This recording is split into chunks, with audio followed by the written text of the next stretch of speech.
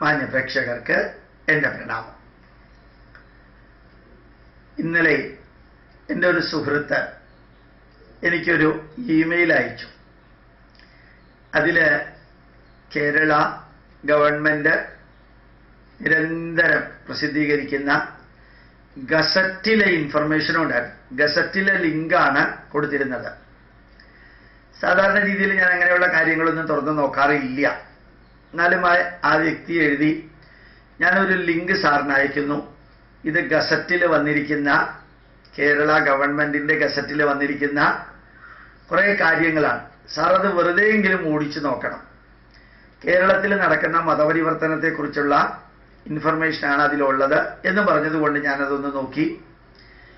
ധാരാളം കാര്യങ്ങൾ, ഒപ്പ് മാറ്റിയവരുടെ, പേര് മാറ്റിയവരുടെ, പേര് ചെറുതാക്കിയവരുടെ, അവരുടെ ഒക്കെ പേരുകളുണ്ട്, അതൊക്കെ ഉണ്ട്.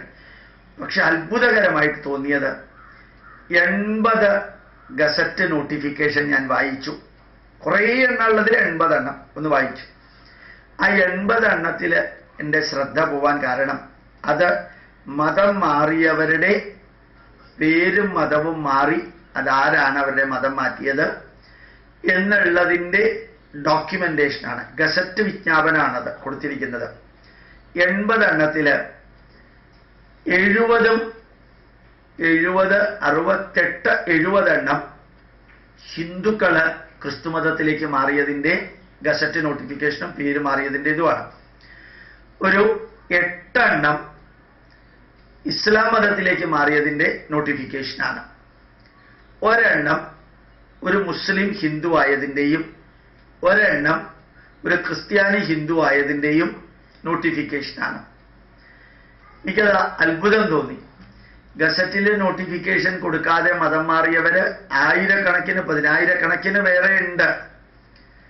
സാധാരണഗതിയിൽ ഹിന്ദു ജനതയിൽ റിസർവേഷൻ കമ്മ്യൂണിറ്റിയിൽ വരുന്ന ഷെഡ്യൂൾ കാസ്റ്റും ഷെഡ്യൂൾ ട്രൈബും ഒരിക്കലും ഗസറ്റ് നോട്ടിഫിക്കേഷൻ കൊടുക്കില്ല.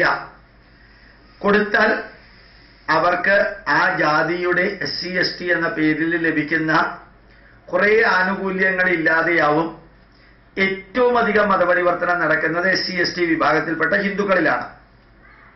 സാംബവ ഹിന്ദു അല്ലെങ്കിൽ ഹിന്ദു സാംബവ ക്രിസ്ത്യൻ സാംബവമായി മാറുന്നു. ഹിന്ദു നാടാര് ക്രിസ്ത്യൻ നാടാരായി മാറിയാൽ അതിൻ്റെ അവകാശങ്ങൾ കുറേ മാറും. അതുകൊണ്ട് അവർ കൊടുക്കാറില്ല. പക്ഷേ 80 എണ്ണത്തിൽ 70ഓളം വരുന്ന നോട്ടിഫിക്കേഷൻ, അതിനേക്കാൾ കൂടുതൽ അതിനകത്തുണ്ട്. ഞാൻ മുഴുവനും നോക്കിയില്ല. ഞാൻ ഇന്ന് യൂട്യൂബിൽ കൊടുക്കാൻ അതൊന്ന് ജസ്റ്റ് എണ്ണി 80 എണ്ണത്തിൽ എത്രയോ ഉണ്ട്, 3 കാറ്റഗറി പെട്ടതെന്ന് അറിയാൻ വേണ്ടിയിട്ട് എണ്ണി 80 എണ്ണം എടുത്തു. അതിൽ നിന്ന് ചുവട്ടിലേക്ക് പോവുകയാണെങ്കിൽ ഇനിയും ഉണ്ട് 100 കണക്കിന്. ഞാൻ നിങ്ങളോട് എല്ലാവരോടും പറയാൻ ആഗ്രഹിക്കുന്നത്, പ്രത്യേകിച്ച് ഹിന്ദു സംഘടനകൾ, വിശ്വ ഹിന്ദു പരിഷത്തായാലും ഹിന്ദു ഐക്യവേദി ആയാലും അയ്യപ്പ സേവാ സംഘമായാലും NSS ആയാലും SNDP ആയാലും, ഈ നോട്ടിഫിക്കേഷൻ പ്രകാരം ഈ ഹിന്ദു ധർമ്മത്തിൽ നിന്ന് അങ്ങോട്ട് പോയവരെ തിരിച്ച് ഇങ്ങോട്ട് കൊണ്ടുവരാനുള്ള പ്രൊവിഷൻ ഇതിനകത്ത് കൊടുത്തിട്ടുണ്ട്. ജസ്റ്റ് ഗസറ്റ് നോട്ടിഫിക്കേഷൻ, ഏത് അമ്പലത്തിൽ വെച്ചിട്ടാണ് ഹിന്ദു ധർമ്മത്തിലേക്ക് തിരിച്ചു വന്നത് അത് മാത്രം ഗസറ്റിൽ കൊടുത്താൽ മതി. അത് ഗസറ്റിൽ കൊടുക്കാനും വലിയ എമൗണ്ട് ഒന്നുമില്ല. അപ്പോൾ അത് നമ്മളുടെ ധർമ്മത്തിലേക്ക് തിരിച്ചു വരുന്നവരെ അത് ഏത് വാക്കുകൾ ഉപയോഗിച്ചില്ല എന്നുള്ളതൊന്നുമല്ല. ആവശ്യമില്ലാതെ പബ്ലിസിറ്റി ഒന്നും കൊടുക്കാണ്ട, അതിനൊരു പേരും കൊടുക്കണ്ട, അതിൻ്റെ ഫോട്ടോ പത്രമാധ്യമങ്ങളിൽ കൊടുത്ത് വികാരം ആളിക്കത്തിച്ചിട്ട് പ്രതിഷേധം ഉണ്ടാക്കാനൊക്കെ പോകുന്നതാണ് പ്രശ്നം ഉണ്ടാക്കുന്നത്. അല്ലാത്ത രീതിയിൽ ഒരാൾ അങ്ങോട്ട് പോയി, അപ്പോൾ ഗസറ്റ് നോട്ടിഫിക്കേഷൻ കൊടുക്കുകയോ കൊടുക്കാതിരിക്കുകയോ ചെയ്തു, അയാൾ തിരിച്ചു വരികയാണെങ്കിൽ അയ്യപ്പ സേവാ സംഘത്തിന്, അതുപോലെ തന്നെ ബ്രഹ്മകുമാരീസിന്, അതുപോലെ തന്നെ ചിന്മയ മിഷന്, ഇങ്ങനെ ധാരാളം സംഘടനകളുണ്ട്.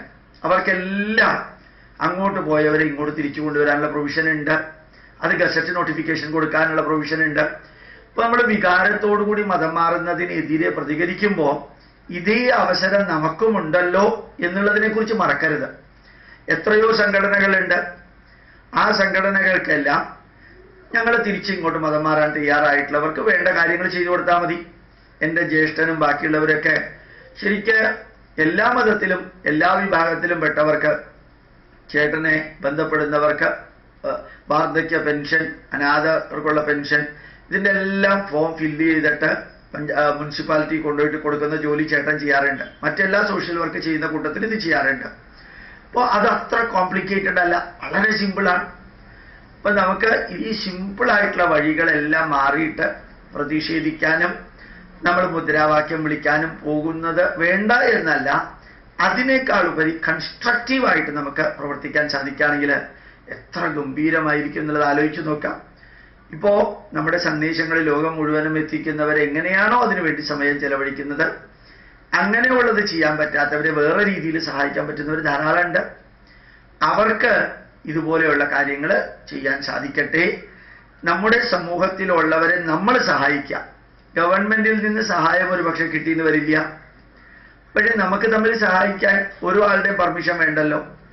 അപ്പോൾ എങ്ങനെയാണോ ക്രിസ്ത്യാനികൾ മറ്റ് ക്രിസ്ത്യാനികളെ സഹായിക്കുന്നത്, എങ്ങനെയാണോ മുസ്ലിങ്ങൾ മറ്റ് മുസ്ലിങ്ങളെ സഹായിക്കുന്നത്, അതുപോലെ നമുക്ക് നമ്മളുടെ കൂട്ടത്തിലുള്ളവരെയും വേദനിക്കുന്നവരെയും വിശക്കുന്നവരെയും സഹായിക്കാൻ കുറച്ചു പേര് ഒരു പ്രദേശത്ത് വിചാരിച്ചാൽ, വികാരത്തിന്റെ അടിസ്ഥാനത്തിലല്ലാതെ വിചാരത്തിന്റെ അടിസ്ഥാനത്തിൽ ശ്രമിക്കുകയാണെങ്കിൽ തീർച്ചയായിട്ടും നമുക്ക് ധാരാളം കാര്യങ്ങൾ ചെയ്യാൻ സാധിക്കും എന്ന് ഓർമ്മിപ്പിക്കുന്നു. പ്രണാമം, നമസ്കാരം.